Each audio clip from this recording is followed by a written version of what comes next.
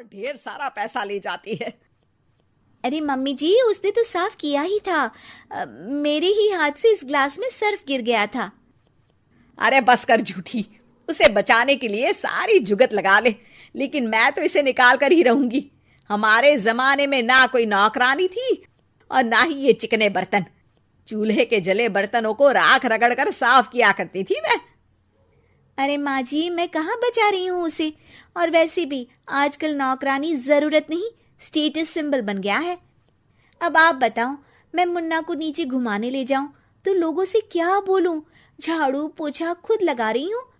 लोग सीधा यही पूछते हैं कि कौन सी नौकरानी काम कर रही है तेरे घर पर। अरे बस कर, ये भी कोई बात होती है? मम्मी जी, आप नहीं समझेंगी। शाम को नौकरानी घर आकर काम कर ही रही होती है कि सास को कहती है, माँ जी एक बात बोलूं, बुरा न मानना। अरे वैसे तो मुझे तेरी शक्ल ही पसंद नहीं है, बात क्या खाक पसंद आएगी। अरे माँ जी, सुन तो लीजिए क्या कह रही है। तो मैंने कौन सा उसका मुंह पकड़ लिया है? अरे माँ जी, वो लाल साड़ी पहनती हो ना, ना पहना करो। सास का गुस्सा अब तो 7वें आसमान पर होता है। अरे वाह जी वाह, क्यों ना पहना करूं? और तू होती कौन है ये बताने वाली कि मैं क्या पहनूं क्या ना पहनूं? अरे माँ जी, पूरी बात तो सुन लो, वो बोलना क्या चाह रही है।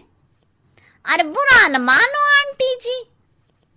अरे कौन है आंटी? अपनी उम्र देखी है तूने? 2-4 साल ही छोटी होगी मुझसे और मुझे आंटी बोल रही है।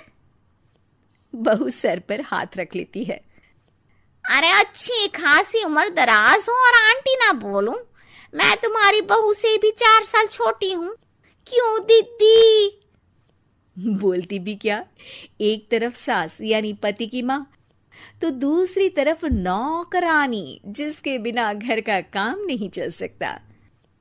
वो दरअसल माँ जी की शादी भी बहुत जल्दी हो गई थी ना।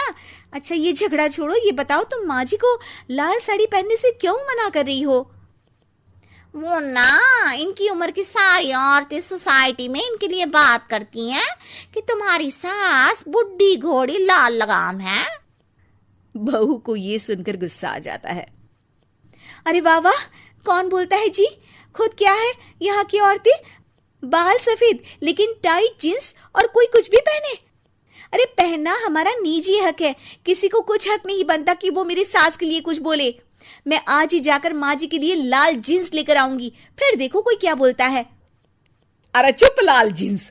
अरे सुन नौकरानी की बच्ची, जाकर बोल दे उन लोगों से कि उन लोगों की तरह मैं उड़ती नहीं फिरती हूं घर बार छोड़कर। अपने बच्चों और नाती पोतों में मन लगाती हूं, ना कि सारा दिन ताश के पत्तों में आंख गड़ाकर 3 पत्ती खेलूं। नौकरानी वहां से चली जाती है। वैसे बहू, नौकरानी के क्या फायदे हैं ये तो पता नहीं, लेकिन सबसे अच्छा तो ये कि पता चल जाता है कि कौन किसके लिए क्या बोल रहा है। सोसाइटी में तेरा नौकरानी रखने का इरादा बिल्कुल ठीक था। अगले दिन उन लोगों के घर की बेल बजती है। बहू दरवाजा खोलती है कि सामने कुछ औरतें खड़ी होती हैं। अरे बहू, कहाँ है तेरी सास? बुला जरा। अरे बहन जी, आप सारी एक साथ आइए आइए, कैसे आना हुआ? अरे 3 पत्ते खेलने आई हैं, क्यों खेलोगी? क्यों नहीं, वैसे भी बड़े दिन हो गए, एंटरटेनमेंट हुआ नहीं। बहू जा जाकर पकोड़े तो बना ला। अरे बस करिए, आगे कुछ पीछे कुछ। वैसे तो कहती है कि परिवार पर ध्यान देती है, हमारी तरह 3 पत्तियां नहीं खेलती। हमने कौन सा परिवार छोड़ दिया? सास सक पका जाती है। अब ये किसने कहा?